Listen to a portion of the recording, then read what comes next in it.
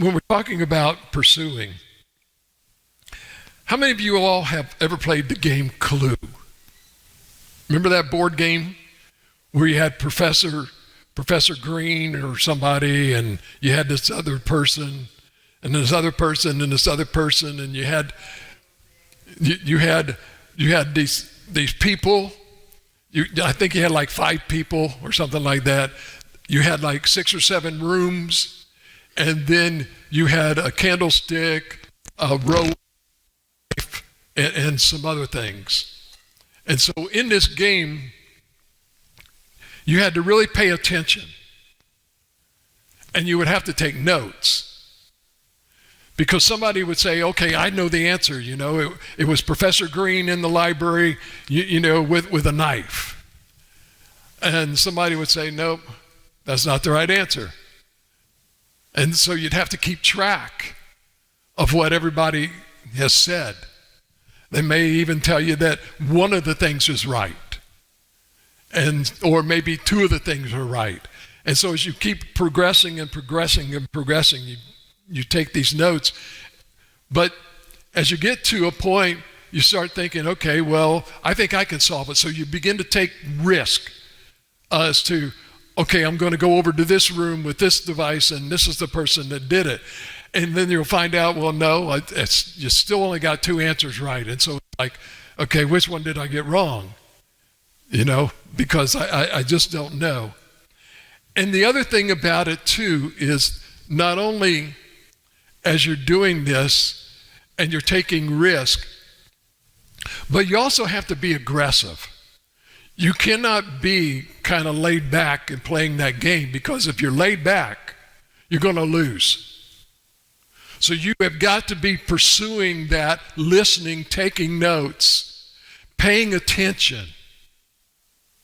And in that pursuit, you've got to be aggressive. You cannot be passive. Okay? And what I liked about the game was you can't quit. You can't just say, I quit. Okay? You have to keep playing the game, and the game is not done until you've actually found out who it was, where they did it, and what they used. And so you could be doing this forever, because you were setting out on a mission to accomplish, and you could not quit until that mission was totally accomplished.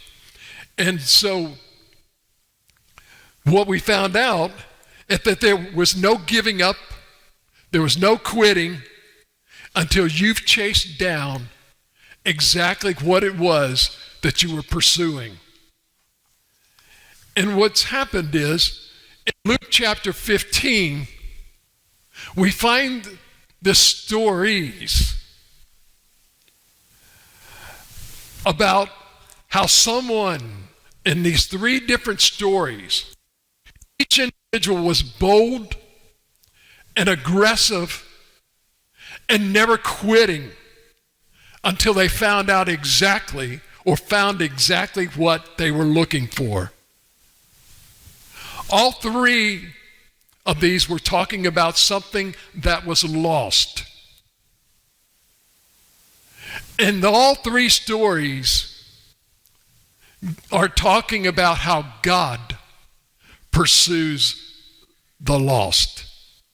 And sometimes we forget what all of this is about. And if you think about it for a minute, the reason that Jesus came from heaven to earth was to chase down and pursue that which was lost. His whole idea of coming from heaven to earth was we were lost without God. And Jesus was chasing us down and pursuing us and doing his best to find us and never giving up And so when we look at these, we begin to see some things occurring and some similarities in these parables. Let me give you the three. Remember, the first one is in Luke chapter 4, verses 4 through 6, or a little bit through there. It's in the first part of the chapter. Twice in this parable, it uses the word lost, L-O-S-T. The second parable is dealing with a lost coin. Twice in those scriptures of this parable, the word lost is used 2 times. And then when you come to the last one, the third parable about a father and a lost son. And the word lost is used 1 time in that parable. So think about this for a minute. Think about things that you've lost in your life. Lost items, lost coins, lost keys, lost phone. Used to, you couldn't lose your phone. All you had to do was know exactly where it was plugged into and follow the cord, right? Think about how much time in our life we could have saved by not having stupid things like this. And the good thing about it is now you can ping these things to find them. That only works if you leave it on. And the thing about it is, I keep getting this message that I left my wallet at the last place that I visited. You know how many times I'm having to look through this thinking, no, I didn't. You're telling me I lost my wallet at the last place that I was at? No, I didn't lose my wallet. My air tag is messed up. But when we begin to see this, so there was a newspaper article. And in this article, it says that the average American spends 2.5 days a year looking for lost items. 2.5 days. Collectively, that costs U.S. households $2.7 billion a year looking for lost items. Our keys, our glasses, our wallets, our remote. I don't know about you, but I probably spend 2.5 days a year looking for the remote. And right now, I got the remote in the bed with me, right? And the dog comes up and decides he wants to lay next to me. And the next thing I know, the channel's being changed. And I'm thinking, what in the world is he watching? And he's just laying there, and the next thing I know, it's going to the next channel or the next channel or the next channel. Or the next thing I know, I've got a screensaver on there, and I'm thinking, that is not what I went to sleep with. But he just travels, and I just keep thinking, okay, so I know the remote's got to be here somewhere. Well, the problem is that he loves to nestle in the cover. So I have to constantly search through there. So I think I probably spend a lot more than 2.5 days a year trying to find that remote so I can either turn the TV off or tell him to move so I can find it that's there.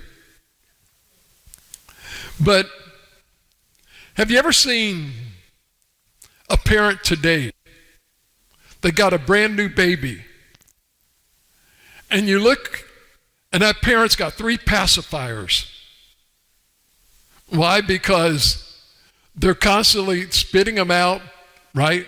We remember those days, walking down through there, and the next thing we know, the pacifier's gone, the baby's crying, and we have no idea. So what did they do? They they devised this little latch, this little clip that you could put on there and just stick it in the mouth anytime, so you know that, okay, yeah, it's right there. Because why? It was causing a lot of distress and anxiety with parents. And so we've got to solve that issue. So let's put the pacifier right there so we don't have to worry about doing this. How many times do you remember driving and you had a road atlas that were printed pages? And so you would, yes, for those of you that are younger, that are under 50, that don't know this, okay? Used to, we have a map. So if you wanted to go somewhere, what you always did was either got out this year's road atlas, because they were printed basically once a year. So if a new road was just constructed and opened, guess what? It wasn't on the road atlas. So you're driving and all of a sudden this road shows up, or they've changed the name. And you're trying to figure out, okay, now what do I do? So you're lost. How much time you spent driving around being lost? So now we've got our phones, we've got Google Map, Waze, or whatever, which has replaced basically the triptychs that we always got, which was awesome. You go to AAA and you say, okay, here's where I'm going, and they would pull out the pages for you. They would calculate your trip, pull out the pages, and all you'd have to do is travel till the end of the page. Okay, page 2. Travel to the end of the page. Where's page 3? It went to page 4. Now where do I do? Where to go? So the next thing you do is you go into the closest filling station and you find out where it needs to be. Right? Well, now it's automatically updated instantly. I like Waze because Waze tells me where all of the traffic jams are at. It tells me where all of the police are located. So I know that, okay, slow down. Okay, I can speed up through here. I really don't do that. I drive the speed limit. Okay. But nothing can be more frustrating or hopeless, really, when you're in a different location and you're lost. And sometimes you get lost in the worst part of town. And then what? I do. I have learned, and my wife will verify this statement because she verifies it all the time. She has an infallible sense of direction. So I can't ever get lost, because if I get lost, I just have to ask her, okay, where do I turn? And she'll tell me, but she'll never admit that she was wrong and told me. Okay. No, I didn't tell you that. I told you to turn right and you turn left back there, you know. So I have learned that only men don't ask for directions. So I'm still a little boy, because I have no problem if I'm lost asking for directions, because I do not want to drive around for the next 30 minutes looking. But when we look at lost items and things like that, we have this sense of feeling and everything about what it means of being lost. It's something that we do not know where it's at, and we're going to look to find it. Jesus, in giving us these 3 parables, takes the word lost and gives us a whole new meaning. In all 3 of these, it talks about something being lost. And he applies it to this because, again, in the Bible, ladies and gentlemen, sometimes we want to interpret the Bible based upon current language usage of the word. And many times the current usage of the word does not fit the original meaning of the word. And lost is one of them. Okay?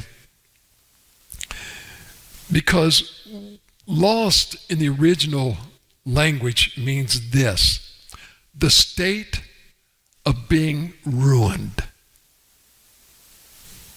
Ruined. R-U-I-N-E-D. I know I have a southern drawl, but it is a state. Like you have a nice white dress or shirt or whatever, and you wash it in with a bunch of red stuff. And all of a sudden, now that nice white is now become pink. It's now ruined. That's what he means, a state of being ruined. It also means utterly destroyed. When you and I lose like a phone, that doesn't mean that our phone is destroyed. It just means I don't know where it's at.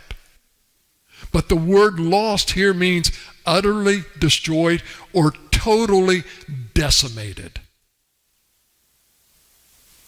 So when we read these three parables and another verse that's kind of inside of another passage about lost, it takes on a whole new meaning and an understanding. Using the word utterly destroyed or totally decimated. So keep that in mind as we continue on with this and you understand where we're going. Because in John chapter 3 and verse number 16, it says, "For God so loved the world that he gave his only Son, that whosoever believes in him should not perish." That word is interpreted as perished here. That is the exact same word that Luke used in Jesus' parables that he was speaking when he said the lost coin, the lost sheep, and the lost son.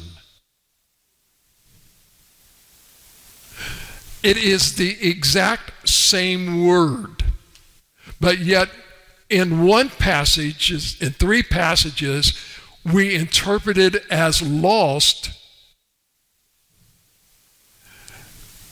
and in the other, in John, he says, "Thou who shall not perish." All four of them are the word lost, and they all mean utterly destroyed or totally decimated. It gives a new understanding to these three parables.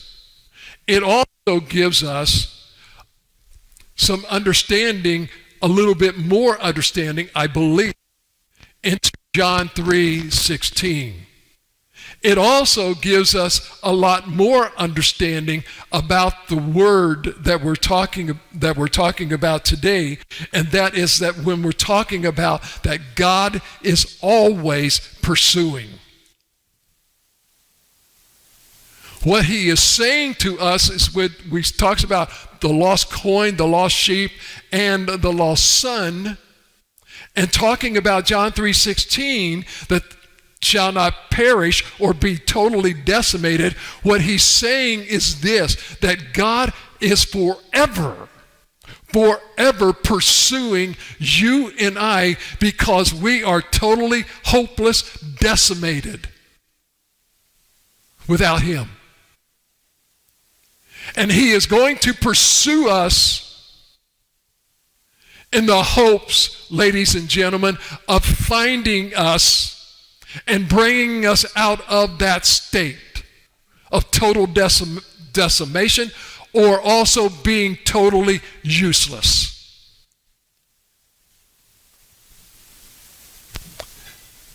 And when you understand that God has been totally, always pursuing you until he found you, which means that he has now changed you from something that was totally useless or decimated, worthless, into something that was priceless.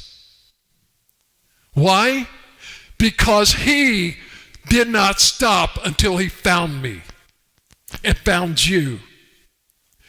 It gives us greater meaning to the word life that we have.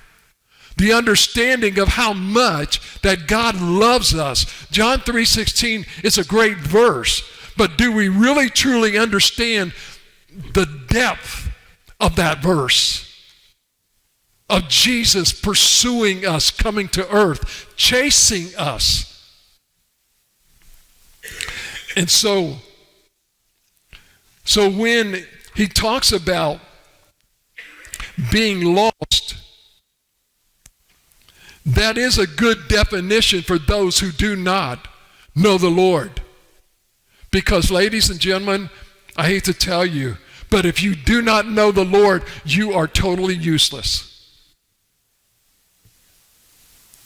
You may have the greatest reputation, greatest name, you may have the most money, but at the end of the day, your name, your reputation, your position, your money, everything that you have will not get you into heaven. So everything that you have is totally useless. It may have got you stuff in this world, but it does not get you into heaven. So please understand that that also has something. In Romans chapter 8 and verse number 7, it says, it gives you some definition of people who do not know Jesus. In Romans chapter 8 verse number 12 or 7, it says that those people who do not know Jesus are hostile to God. In Ephesians chapter 2, in verse number 12, it says those who do not know the Lord are separated from him, having no hope. Ladies and gentlemen, I don't care how you feel this morning. If you know Jesus, I don't care what's going on in this world or anything else, you have hope. I may not have hope in this life, ladies and gentlemen, but I sure have a lot of hope in the next. In Colossians chapter 1 in verse number 13, for those who do not know the Lord, I don't care how spectacular they are, I don't care how many lights they have focus on them, the Bible says that they are in a domain of darkness. The world is dark, and they don't know it. They think they've seen the light. No, they haven't. And so when we begin to understand this, God says that he is pursuing the lost because why? There are these type of people, those who are perishing. Okay? Those who are wasting their lives away. Your life, ladies and gentlemen, your life has credibility if you have Jesus. If you do not have Jesus, everything in this life is a waste. I hear people all the time say, I don't want to waste any more time. And I ask them, do you know Jesus? No, then you're wasting my time. You're not my time, but your time. Everything you're doing is a waste until you come to know the Lord. Then your life has meaning. And this is what he's trying to tell us. Remember, there was the original Kung Fu, Karate Kid, the TV series, remember? There was a little kid, and he was always going to a sensei and always saying, teach me the meaning of life. Teach me the meaning of life. And this is why God has told us to train up our child and teach them the ways that they should go, and they will not depart. What he's trying to say, ladies and gentlemen, is this: when God has given us the best precious gift he can ever give us is children, then it is our duty and our responsibility as parents to teach them the meaning of life. And the meaning of life is not how to get a good job, not how to be the best student, not how to do. Those are great things, but they are absolutely useless if they don't have Jesus as a base. People say, why are you so strong now? Because I don't have any time to waste. Every moment to me is borrowed time right now.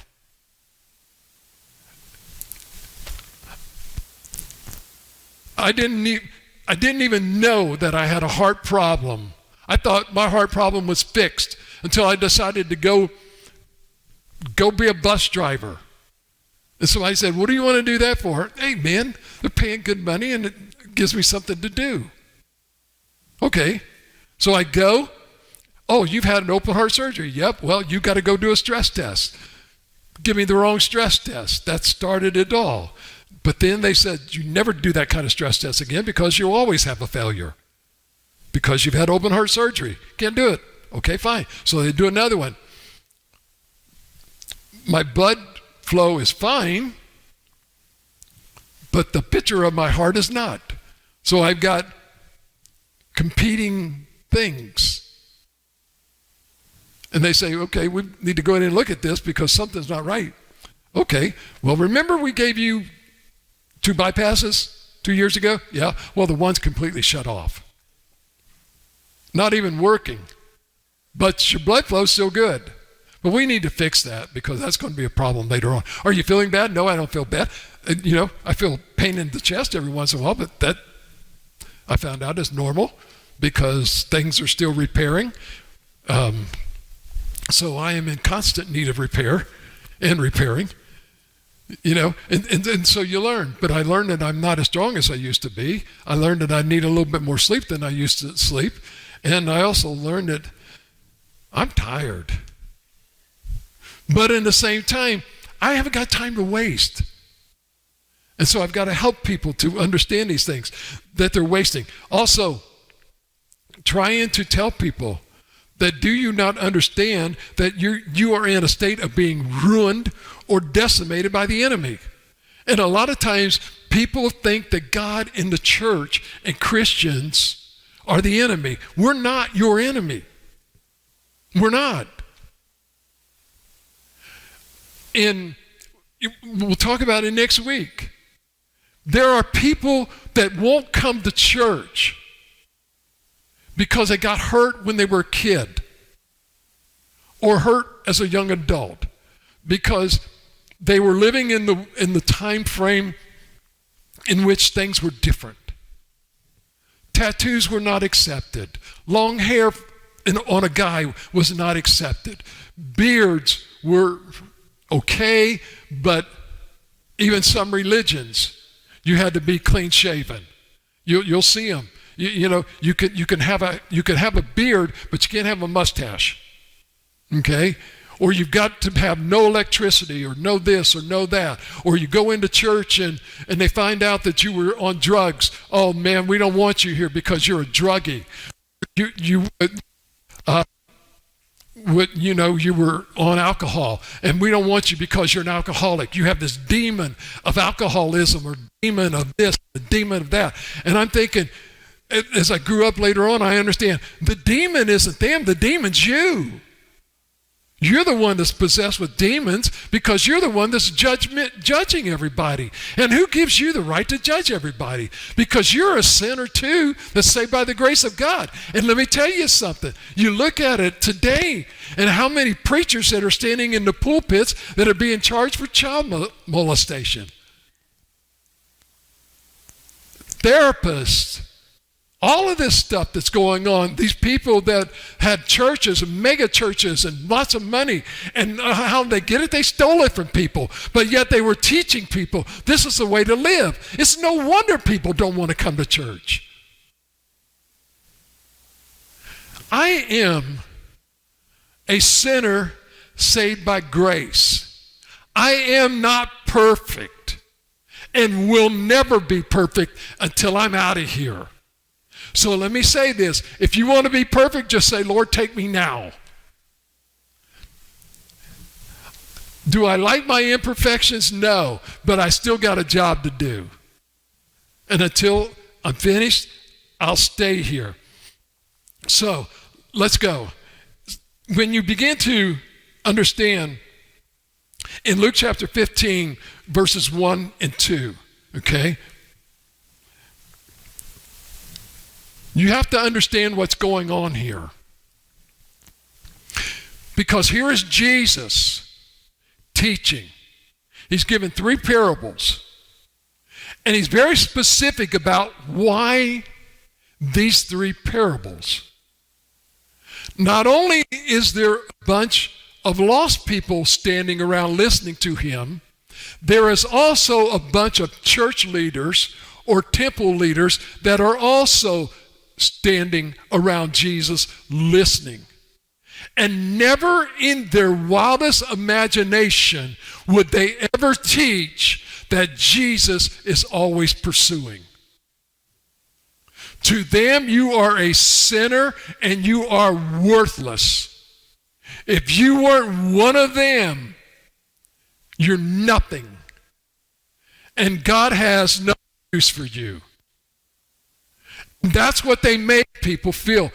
If you come with us on Wednesday night, talking through Luke, and we've gone through the woman at the well, like for weeks, trying to help people to understand that God pursues no matter who you are. He doesn't look down upon you because you're a woman at the well that's been married 5 times and living with somebody. That every guy in town knows your name. And they'll sit there and listen to what you have to say because of your reputation. But yet they found out, I've been changed. I'm not the same person that left out of town today. And so in Luke chapter 15, verses 1 and 2, it says, all, not 1 or 2, all the tax collectors and sinners.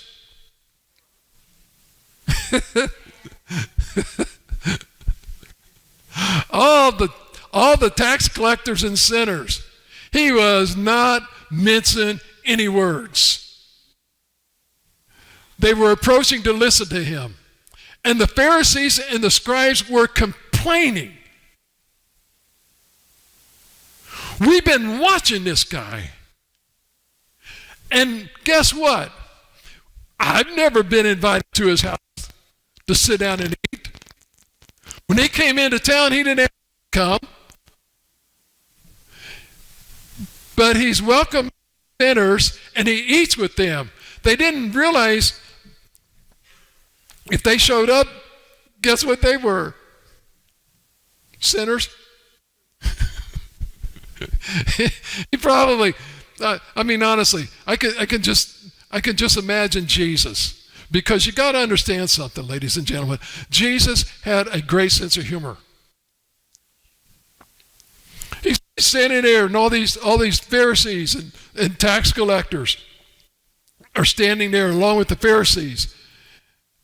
And they're standing there, and they're hearing Jesus. Hey, come on, guys. We're going to go out here and have a picnic. And they're looking, and they're saying all these sinners. He says, oh, by the way, I'm inviting you guys too. Because I'm inviting all the sinners. Y'all can come listen because I think you need to hear this too in this message. And he's trying to tell them this. And so no Pharisee had ever dreamed, never dreamed of a God like that. That was not God to them. And a Jewish scholar admitted that this is the one absolutely new thing that Jesus taught about God. Think about this. They knew all of the things about God they thought, and all the things that they surmised. But Jesus is just teaching them one new thing, and that is this, that God is always pursuing the lost. So guess what you guys need to be doing? Going out and pursuing the lost, not just bringing the people into church on Sunday or into the synagogues on the Sabbath and sitting them down and teaching what you think this means. Yes, you've got some good explanations, and yes, you've got some good understanding, but you have forgot the main point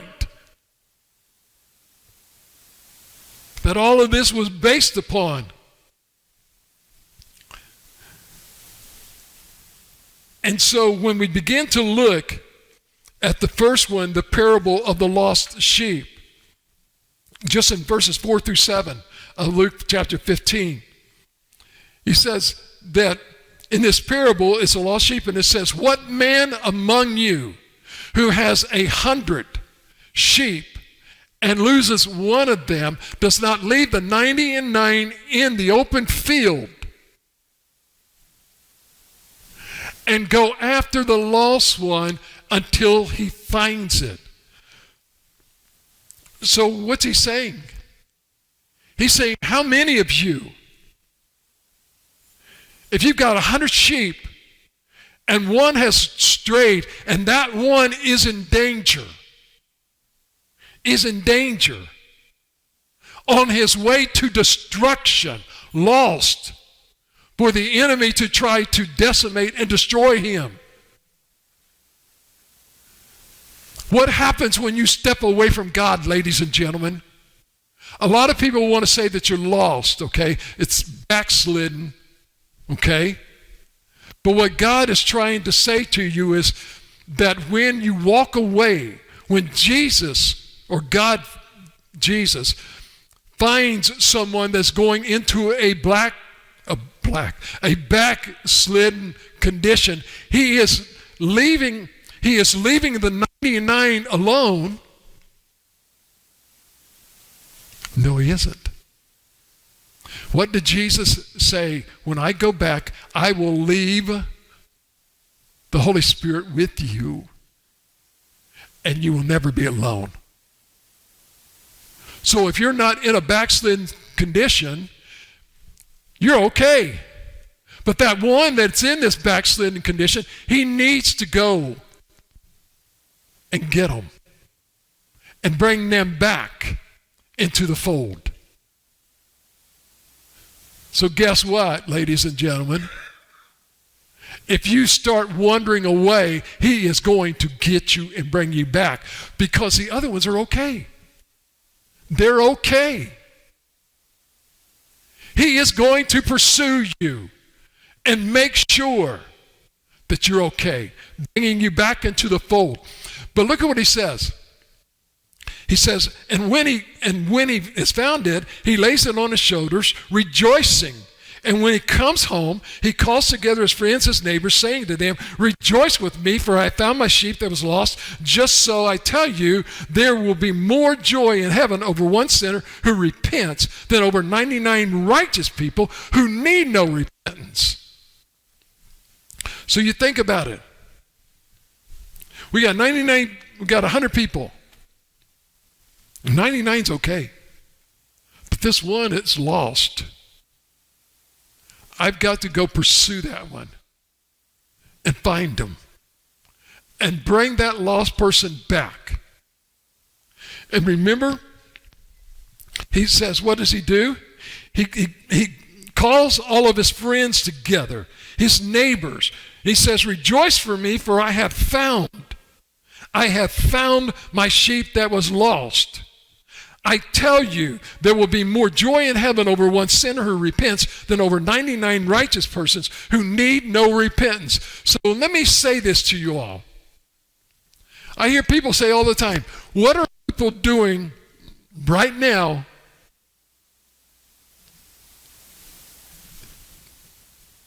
in heaven?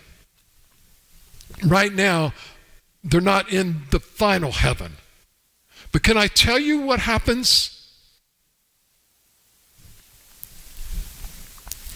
God's got 100 people. Let's just say 100. 99 of them have already found him. There's one that hasn't. So God is going to continue to pursue that one that hasn't until he finds them. Because why? The others are in the open field.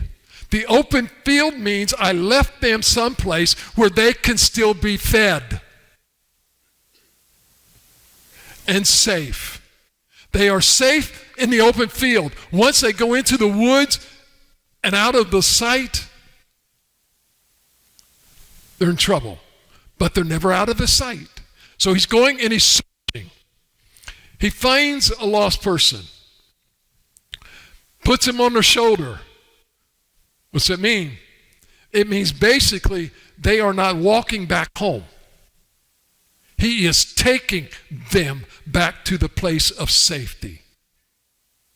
So what does God do, ladies and gentlemen? God brings us back to the place of safety.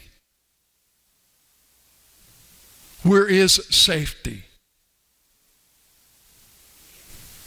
In him. But let me say this to you. This is what happens. I'm sorry. We begin to start staying home. We begin to start losing our place of safety. We're not losing our salvation. We're losing our place of safety. Okay? And he's going to bring them back. But this one, we're talking about lost. Totally different. Okay? He's not talking about Christians. He's talking about a lost person. Why? Because it was God's intention, ladies and gentlemen, in the book of Romans, where he says that it is God's intention that he predestinated us all to be conformed into the likeness of his Son, Jesus Christ. When God created this, as we were talking, his whole idea and purpose for creating this was so that every one of us would be saved. None of us should perish. Okay? But the person that is lost is decimated. A backslidden Christian is not decimated. They're backslidden. They're missing the complete contentment. It's kind of like this. When you're sitting at home and you're being punished and told to go sit at another table, you're not enjoying the whole feast. You may have the same meal, but it's different when you're gathered around everybody and everybody's talking and sharing. But what he's talking about here is this. I'm bringing that one home. And guess what he does?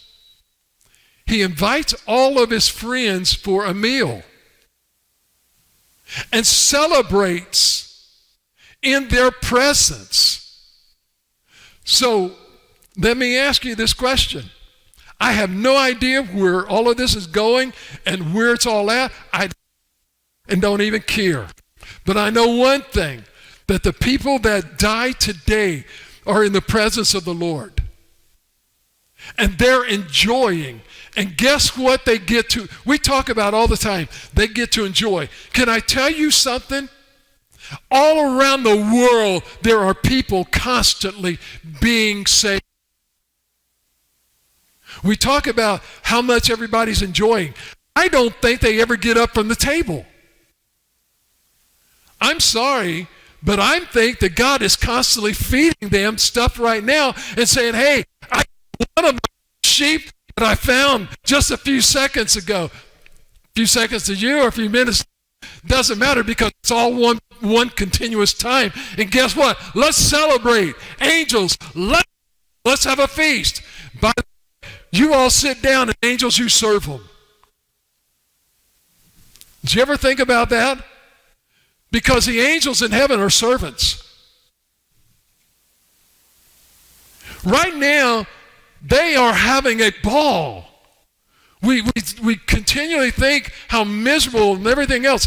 I don't know about y'all, but I lost that feeling a long time ago when I began to understand that the people that I loved that were Christians, that left this world and went to be with him, honey, they ain't feeling nothing but goodness and happiness.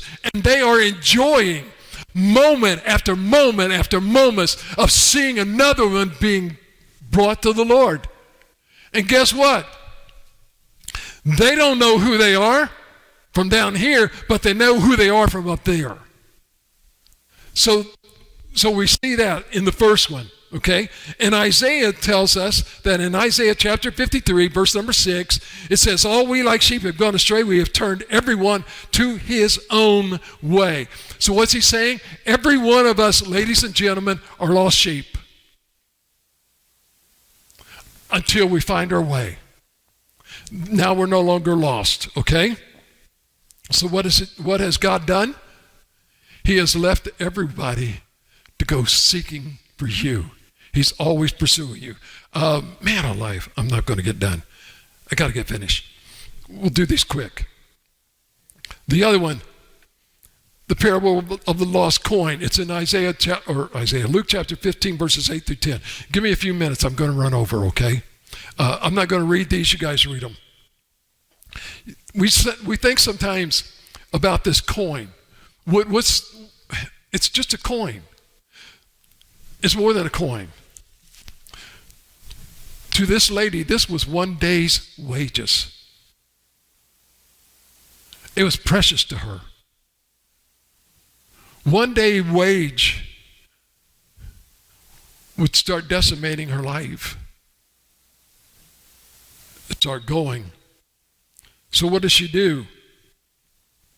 She puts everything else on hold until she could find that coin. She's starting to sweep and sweep and sweep. It gives us the feeling and the understanding that she'd been sweeping and sweeping and sweeping and still had not found this coin.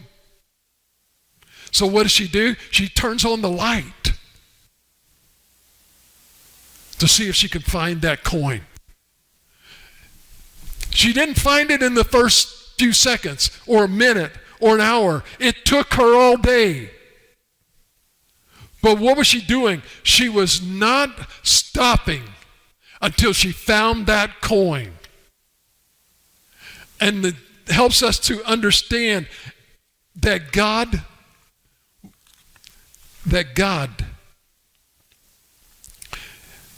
isn't stopping until he finds us. And then the third parable, okay?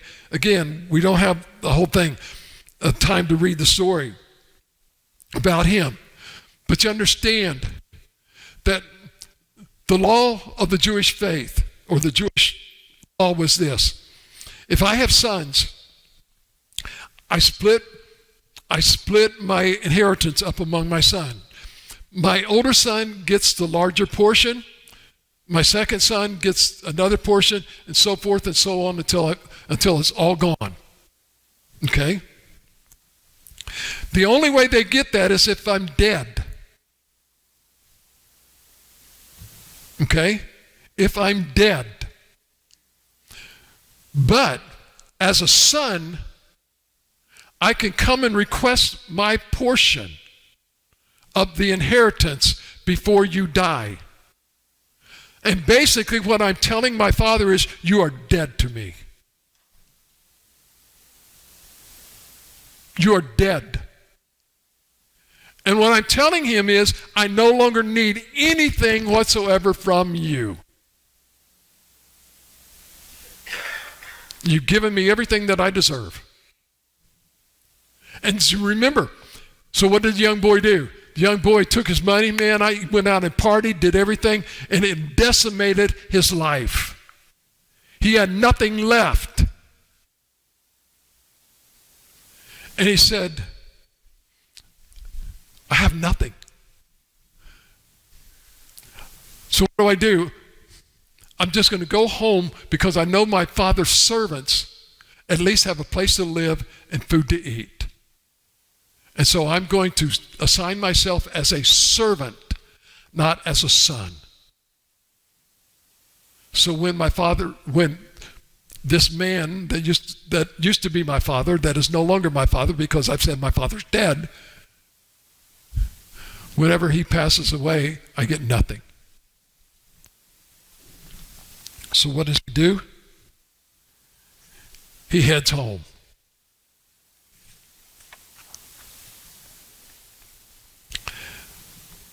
The father sees him and he starts running. Not walking, running. And what does he do? He hugs him. This, my friends, is the picture of God. When he's looking for us and we've been walking away from him day after day, moment after moment, and all of a sudden we come to realize that we are totally nothing, decimated without him, and we turn around and start approaching him. To the Father, you had to get into the Father's, just his sight. Just his sight. And as soon as the Father saw the Son coming down the road, what did he do? He ran to him and he hugged him. Ladies and gentlemen, this is the picture of salvation. I'm walking away from God. I realize that I need Jesus. I offer myself. I give my prayer, realizing that, Lord, without you, I am totally helpless. Nothing. I am lost, dying, and going to hell. And the only way that I can come to you is to believe in you. And so, Lord, at this point in time, I lay down my life and I give it to you. It is yours. At that split second, I'm turned around and God is hugging the daylights out of me. He's hugging you. And he's telling everybody, come on, sit down. We're going to have a party. This is what I believe is happening in heaven, place where everybody's at, constantly, all the time. As lost people are accepting the Lord. You think about it right now in church services all over the world that are going on in the 24-hour period of this that's going on, and lost souls are coming to know Jesus. You talk about them waiting for Sunday, they probably know, hey, there's a great day coming, and man, we're sitting here for a long time before we're getting up. They're also rejoicing because they've experienced sitting down. Later on, there's going to be another supper, and it's the marriage supper. This is totally different, okay? But when we look at this, Charles Spurgeon, one of the greatest preachers of all time, wrote a sermon, and he called it The Many Kisses for Returning Sinners. And he used the two words, or three words, and kissed him. He built an entire sermon on just those three words and kissed him, okay? And so when we begin to understand and see these things, he picks that sheep up, he runs, and everything else. And so let me finish this morning with this. There was a young man by the name of his name was Francis Thompson. He was born in England in 1859. Grew up wanting to be a writer. But his father wanted him to follow in his steps to become a physician. Well, he tried it for a while, and it didn't work out for him. So what did he do? He ended up leaving school and going to the big city of London to pursue his dreams as a writer. While he was in London, he became very sick. And in the 1850s, when you became very sick and you needed pain medicine at that time, like today, was derived from opium. He was very sick and a lot of pain medicine, and so guess what happened? He became addicted to the opium, craving this pain medicine. And what happened? He became so strung out on it that eventually it led to his poverty and his homelessness. The person who actually wrote his biography noted that he would actually sleep on the banks of the Thames River or Thames River. He would sell matches to stay alive. That's how low his life got. It was sometime during that period of time he wrote a poem. The only poem that he ever wrote in his whole life. It was actually called The Hound of Heaven. It is not a short poem. It is 11 pages.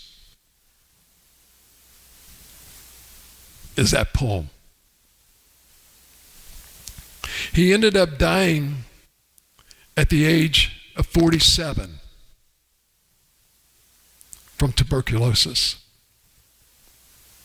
But the story isn't finished. One of the great preachers of all time, a guy by the name of G.K. Chesterton, he preached his funeral.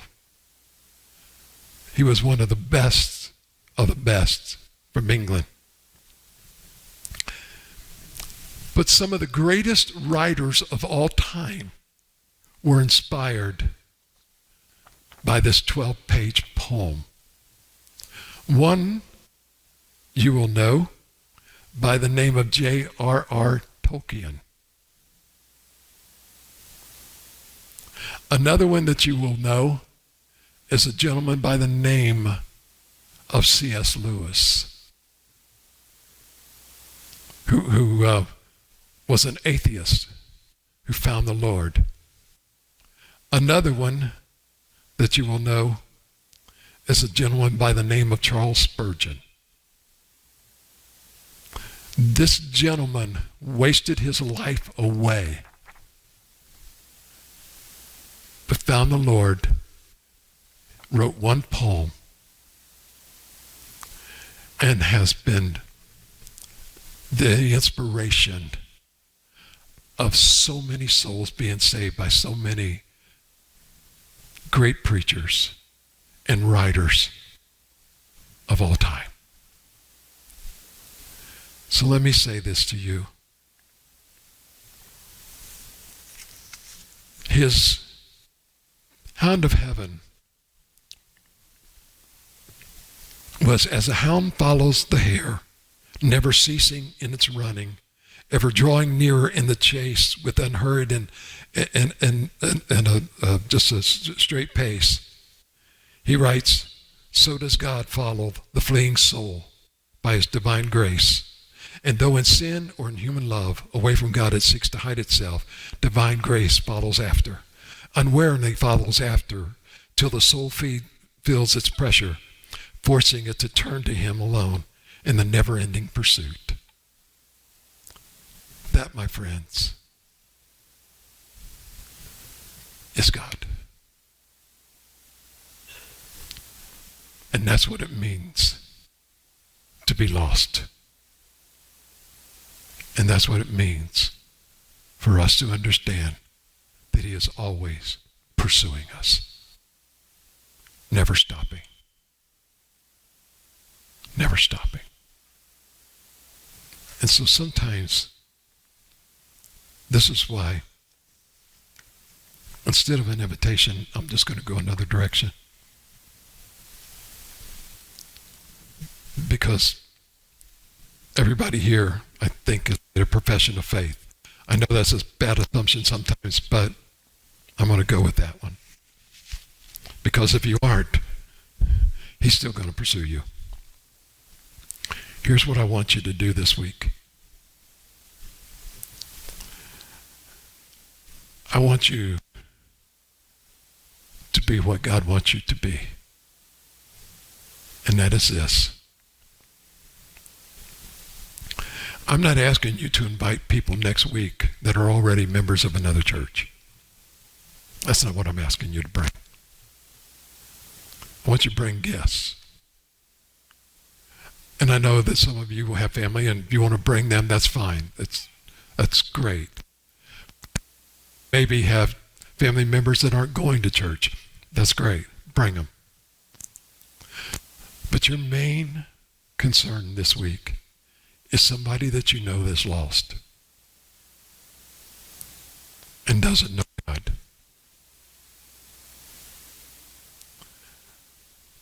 Invite them. And they're probably going to give you the excuse that I've been to church, I've been treated bad. I do not treat anyone bad that comes into this church, except myself. That's the only person I treat bad. Okay? I hope I never treated any of you bad. But I'm asking you to seriously start inviting lost people. Invite them. This is the only place that they're going to hear about the Lord. They're probably not going to be doing any Google searches for Jesus.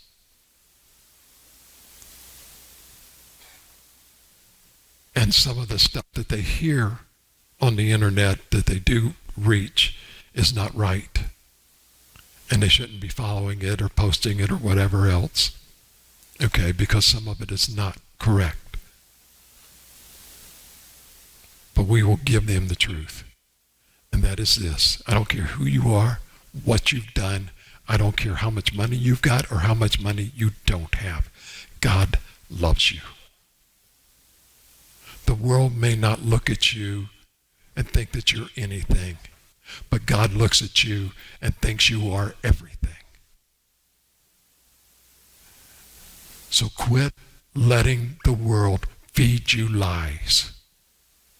I could care less what the world thinks of me, because at the end of the day, it is not the world that's going to judge me. And may I say this to you, that God has already judged me as far as lost or saved. My next one is, okay, this is what you really did to please me, and I just want to share with you. Thank you.